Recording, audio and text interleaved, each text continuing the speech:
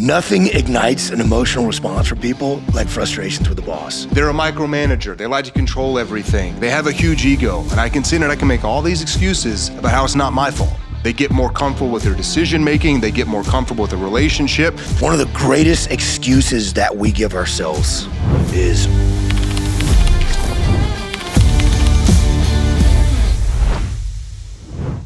Leif, we got a great topic today for the podcast, how to lead up the chain of command.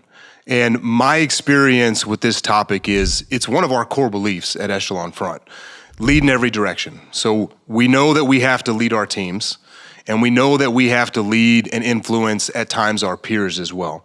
But my experience with this question, whenever I talk to different leaders at companies about the need to lead up the chain of command, they're completely taken back by the fact that they need to be influencing and actively leading up the chain of command. And it's not even that they're not trying to do it, they don't even realize that they need to be doing it. So when we tell people that you have to actively be leading up the chain of command, what do we mean by that? What does that look like, and why is it so important? I think it's one of the greatest leadership challenges possible. And I think when people say that, like lead up the chain of command, what do you mean lead up the chain of command? My leader is supposed to lead me. That doesn't make any sense. But you absolutely have to lead up the chain of command. And you can't do that through rank, right? You can't sit because you're not in charge of your boss or your boss's boss. You have to build relationships. You have to push information. You have to build their trust in you. And it's a very critical thing to do. And I think you're right. People don't realize they need to do that. And that's exactly what we're talking about. When we say lead up the chain of command, what does that mean? It means that you have to influence your chain of command, not for your own benefit. This isn't manipulation for your own benefit or for your team. This is for the good of the mission that you're trying to accomplish. And so if your boss is telling you to do something that maybe your boss doesn't quite realize the impact that that's going to have, a negative impact, and pull you and your team or resources away from a critical effort that you're already on, then you need to lead up the chain of command to pass some information up the chain of command and say, hey, boss, that sounds great. Love this new project. Is that more important than this other thing that I'm working on? Because if I have to pull the team off, that's what's going to happen. That is what we're talking about by leading up the chain of command. And you're doing that in a professional way. You're doing that in not a know-it-all way, not like, hey, boss, that doesn't make any sense to me. You don't know what you're talking about. Yeah, that's stupid, boss. We shouldn't do that. And people take that approach all the time. Young Leif Babin took that approach many, many times. How'd that work out for you? It did not work out well. It didn't work out well. And so this is something that I learned from Jocko. You have to have a good relationship with your chain of command. Your boss, your boss's boss, and on up the chain. Because if you don't, it hurts you, it hurts your team, and it certainly hurts your mission. It hurts the overall team as well.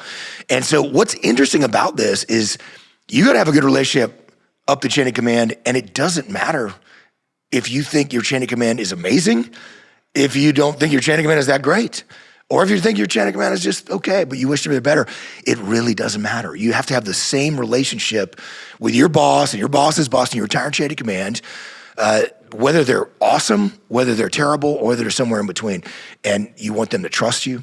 You want them to give you what you need to be successful, and you want them to get out of your way and let you do your job. That's what you want to do. And so that's the kind of relationship that you're building with your boss and with your chain of command. One of the things that you hit on there was specifically use the word influence. And when we talk about the definition of leadership, all we're talking about is influence. So when we say, hey, you've got to have the ability to lead up the chain of command, what we're really saying is you have to have the ability to influence the decision-making that's going on up the chain of command, and that's pivotal for the success of the organization. If you're a leader that's somewhere in the middle of the organization, which most people are not the CEO. Most people are not the founder or the president. Most people are leaders somewhere in the middle of the organization. You have the most difficult job at that organization because you are responsible for the transfer of information up and down the chain of command. And if you don't have a good relationship and influence up the chain of command, then you're not able to give the ground truth of what's actually happening to the people that need that information the most so they can make good decisions. So if I'm sitting here thinking to myself, I've got a leader who is constantly making bad decisions, that's kind of a reflection on me, because what that's saying is I'm not influencing my leader. I don't have the ability to give them the reality of what's going on the ground in a manner that they're going to take on board when they need to make decisions, because leaders are paid to make decisions. They have to make good decisions to push the organization forward, and it's vital for them to have the ground truth of what's going on with their organization in order to make the best decisions possible. And that's my responsibility as a leader, to make sure that I have enough influence to pass that up the chain of command. So it's not even, we're not asking people to do this. Like, it's vital that you do this for the success of your organization. Whether it's in the military, whether it's a first responder, whether it's at a company, like, you have to have and maintain that good relationship up the chain of command. And if you find yourself in a position where you're constantly saying things like, well, my boss never listens to me, my boss is micromanaging me, the first place you really need to look is at yourself and ask yourself some tough questions of, well, what have I done to damage that relationship, or what could I do better to help build that relationship so that I can lead and influence up the chain of command? It's a great topic to talk about, right? This idea of influence, because I think when people hear leadership, I think this is why it makes it hard to understand leading up the chain. What they're thinking is, if you're my boss and I work for you, what they're thinking is like, what do you mean I can't lead up the chain? Like, I can't walk in the office and be like, hey, Sean, you're an idiot. You don't know what's going on here. Here's what we're doing. We're going to do this, and this. We're going to make it happen. That's not what we're talking about here. Obviously, you can't do that. You can't do that to your boss. But that's actually not what good leadership looks like anyway. Because if Sean works for me and I'm your boss, and I walk in and that's what I'm saying to you, hey, Sean, shut up and do it my way. We're going to do this, and this. That's not good leadership. So it's the same thing down or up the chain of command. I think there's a real misperception of leadership, right? What do we think about when we think of a leader? We think about the person that stands up in front of the room, that barks orders or tells people what to do, or has all the answers to things and directs, every aspect of a plan, dictates that to people. And that's actually not what good leadership looks like. What good leadership looks like is having influence. And we saw it over and over again about what the best leaders look like. You look at a guy like Jocko Willink, who, has this axe murderer face, and you think that guy's just going to bark orders at people. And people really, there's kind of a running joke amongst the people that listen to the Jocko podcast and have read Extreme Ownership and kind of been in our circle about what would Jocko do, right? It's kind of a play off of the what would Jesus do idea. And what's interesting to me about that is most of the time, when people say, what would Jocko do? Well, Jocko would go in there and just smash people and say, do it my way, and I have more experience, or make this happen.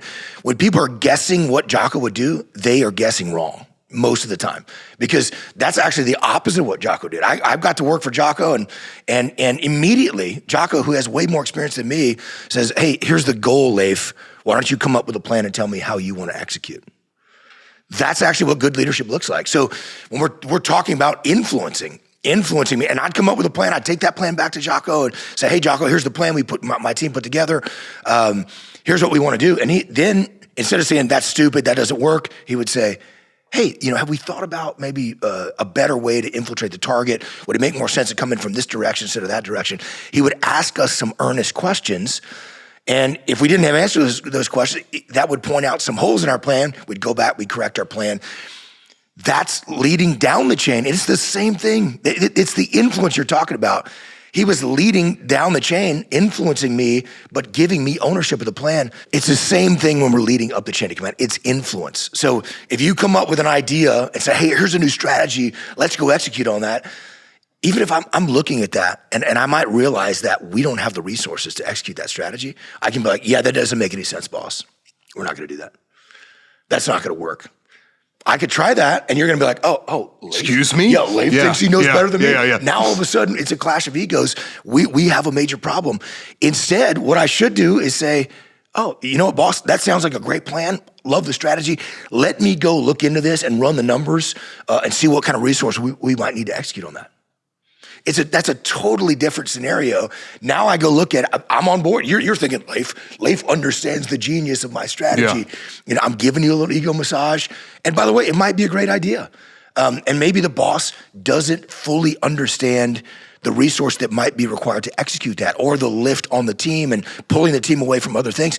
And if the boss doesn't understand that, whose fault is that? 100%. It's my fault. I was working with a very successful defense contracting company in my role at Echelon Front as an instructor 2 weeks ago. And we were having like an open forum Q&A, and one of the leaders there asked me about all these priorities that kept coming down from the chain of command. We got too much stuff. They're always adding stuff on our plate. And I just started asking him some questions. And I said, okay, well, when these priorities come down, like, talk me through the conversation that you're having with your boss. And he's like, well, there is no conversation. I'm like, okay, well, why isn't there a conversation? He's like, well, he's the boss. He's telling me to do this. We got to do it. I said, okay, well, have you ever, tried to build alignment with him, or asked him about where these priorities are coming from, or talked to him about how these different priorities, when they get changed, how they have second and third order effects to your team and how it slows down your workflow? And he's like, well, no. And I said, okay, well, why don't you have those conversations with him? And after pulling the thread for a long time, it basically came down to he didn't have a relationship with his boss. So there wasn't this avenue for him to actually ask those good questions. So the thing that I left with him was the first step to that issue, that problem, is he's got to start building that relationship out with his boss so that he can gain that trust and he can gain that influence, because we know that doesn't happen overnight. Very rarely does someone in charge just give all the trust in the world and all the room to maneuver to someone on their team, like right off the bat. It's usually this process of where they get more comfortable with their decision making, they get more comfortable with the relationship, and now you come to me with an idea and I'm like, cool, let's go execute, let's do it. But that takes a while to build that influence out. So if I'm sitting here thinking to myself, well, I've got this new boss, how do I build that influence with him? What are some tactical things that I can do as a young leader to start building out that trust and influence with my chain of command? Yeah, I think you have to recognize, right? Relationships are based on trust, listen, respect, influence, and care. And this is what relationships are. The relationships are not, I can't say I have a good relationship with Sean because we get along well, or we say hi to each other, or we know each other's kids, or we invite each other to barbecues on the weekends. That's actually not what we're talking about when we talk about a relationship. It is the 5 pillars of relationship: trust, listen, respect, influence, and care. And if we don't have those things, then we don't have a good relationship. We don't have an effective relationship. And the trust piece is huge because it's one of the most difficult areas to apply extreme ownership, is leading up the chain of command. This is because you could make 1,000 excuses about it, right? They're a micromanager. They like to control everything. They have a huge ego, and I can sit and I can make all these excuses about how it's not my fault. Nothing ignites an emotional response for people like frustrations with the boss. I mean, when you talk about micromanagement, it's people will read the book Extreme Ownership. They're so excited about this concept and they love extreme ownership. And then they start talking about their boss. Their boss sucks. Their boss doesn't know what's going on down in the trenches. Their boss doesn't give them, what they need. Their boss is a micromanager and needs to just get off my back and just let me do my job. And it's actually very almost comical from that perspective. And by the way, I know that because that was me, man. That is young Lieutenant Leif Babin, who's frustrated with the chain of command and, the chief haterade drinker. In the SEAL teams, we use the term haterade, which indicates disparaging the chain of command. And I was the chief haterade drinker in Task Unit Bruiser. It's so easy to blame your boss or your chain of command for them not understanding what's actually happening. And it took working with Jocko for me to realize that if the chain of command, who's actually not co-located with us, but was 30 miles down the road from us, they weren't with us. If they don't know what's going on down here on the front lines, whose fault is it? It's my fault. I got to push that information up the chain of command. If they're not giving us the resources that we need, whose fault is it? It's my fault for not actually explaining why those resources are critical and how they're going to help us achieve our mission. I wrote an article that was published online to a wide audience, and it was about how to deal with a micromanaging boss. And of all the things that I've written over the last decade, I don't think anything has elicited such a crazy emotional response from people. They're like, how dare you suggest it's your fault? This is the boss's fault, and you should just quit if you have a micromanaging boss. And I mean, look, obviously, we don't live in a world where you're forced to work at a place, right? So if you work for a boss that's terrible, that's doing things that are illegal, unethical, or immoral, you should quit. You should look for a different job. That's actually what you should do. But most of the time, people are disparaging the boss, and that's actually not the case. That's a pretty rare thing that we see. And what was interesting about that response is these are people that said that they liked the concept of extreme ownership, but they couldn't apply it up the chain of command.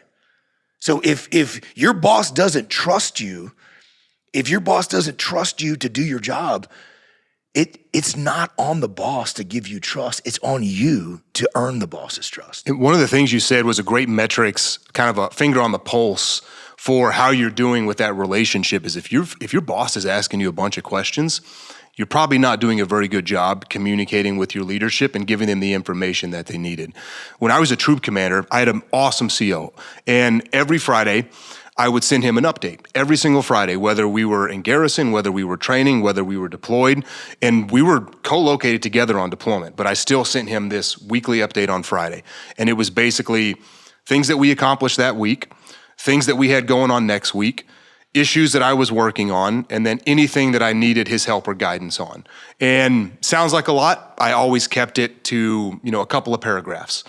And how many times do you think he reached down into my troop and asked me for information? He never did. He never did, because I was giving him that information in conjunction with spending time with him in his office and doing these other things to help build that trust and that relationship. But if you're in a spot where you're like, man, I got this micromanaging boss, they ask me a bunch of questions, they're never satisfied, it's probably a good indicator that you need to change some behaviors as step one. And there's some other things that we can do that are important to keep in mind here as far as, hey, how do I start to build that relationship and gain that influence up the chain of command? I think personally, the number one thing that you can do is perform and just be good at your job. If you are good at your job and you get things done all the time and you're a great performer, you're really hard to ignore. When you have a suggestion, if you're the rock star in the group, it's really hard to not listen to your suggestion if you're just crushing it at everything. Another pitfall that I've seen that helps people lose influence real quick is that they push back against every single thing that the boss says. And I had this discussion with this young lady. She's a frontline worker, very large, successful gas and oil company that we work for. And she was talking about her supervisor. And he's like, well, he doesn't ever let me do anything. He doesn't trust my ideas. I try to push for these initiatives and he never listens. And I just asked her this question. I said, hey, well, let me ask you something. When your boss comes down to you and says, hey, I need you to get this done, how often are you pushing back? And before I could even finish the sentence, she goes, all the time. And as soon as she said it, I think she saw where it was going. And I said, okay, well, if you were the boss and you had an employee that every single time you went to them and asked them to do something, they push back against you, how much influence would that person have with you? And she saw it and she said, none.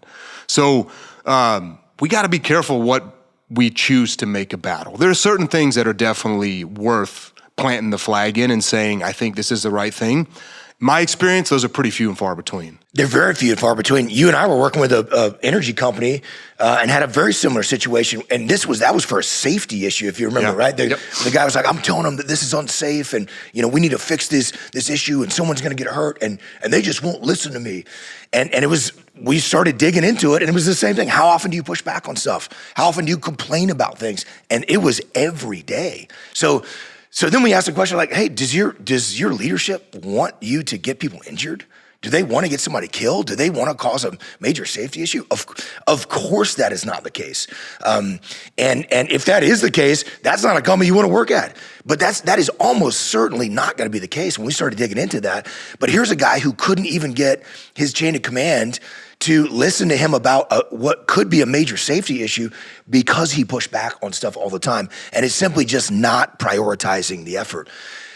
That's one of the other things I learned from Jocko is that you should push back on pretty much nothing unless it absolutely matters. I would try to push back on the fact that, my chain of command wanted to ask questions about paperwork, and they wanted to, some clarification about why we were doing certain things. And they wanted some details about how we were mitigating risk. And I would get all frustrated with this. And Jock was like, cool, we're going to give it all to him. We're going to do all those things. And, looking back on this, I thought that was micromanagement. It's actually just good leadership. We were asking our chain of command to approve operations where we're doing some very dangerous things on what was the most dangerous battlefield in Iraq at the time.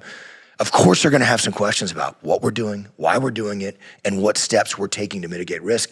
If they didn't, they wouldn't be good leaders, right? So, and it's on me to actually give them that information. And once I did, the questions and scrutiny went to almost nothing. So it is, you have to see the world from your chain of command's perspective. They're not bad people. They're trying to do their job. They want you to be successful. And if they're asking you a bunch of questions, it's because you haven't given them that information. And so the influence piece, I think, is one of the hardest parts about this, because it's so easy to push back on stuff and say it doesn't actually matter. So you should not, if you're my boss and you're telling me to do something, and I think it makes me slightly less efficient to do it that way, what should I do? I should do it the way you're telling me to do it. Maybe it means that we have to work a little bit. I have to put in an extra 30 minutes to get it done that way this week. You know what? What's more important, my relationship with you or an extra 30 minutes of doing something that's maybe less efficient? If I allow myself to be influenced, I take the boss's plan on board, it was slightly less efficient, we go and make an effort to do that, and I go back to the boss and say, hey boss, here's that information, we did it the way you wanted it done. Here's a way I think we could do it that might be a little bit more efficient and get it to you faster.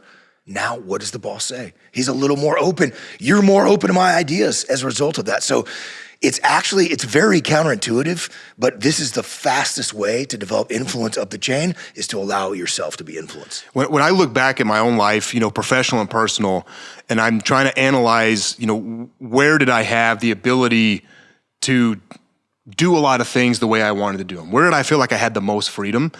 It came from the times when I had the best relationship up the chain of command. There was only one tour for me in the military where I felt like I didn't have a lot of space to do things the way that I thought they should be done. And if I'm being brutally honest, it was the one tour where I did not have a good relationship up the chain of command. It wasn't frictional. I just didn't really take the time to build that out. And because of that, my reward for that was I didn't have the ability to do things the way that I wanted to do them all the time. When I look at other tours, I had great relationships with my leadership, and I almost never got pushback for things that I wanted to try or things that I wanted to do.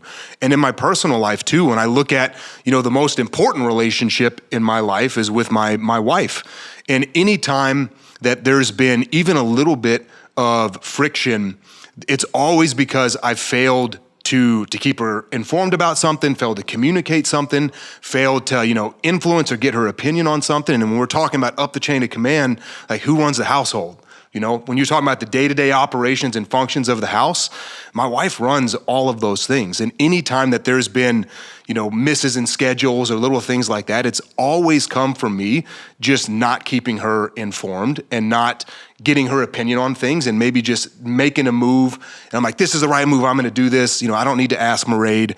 And then all of a sudden she has this great plan laid out, and I just threw a wrench in it because I didn't take the time to communicate with her or try to build that influence with her. I just made a decision. I heard that about you, Sean. It's true.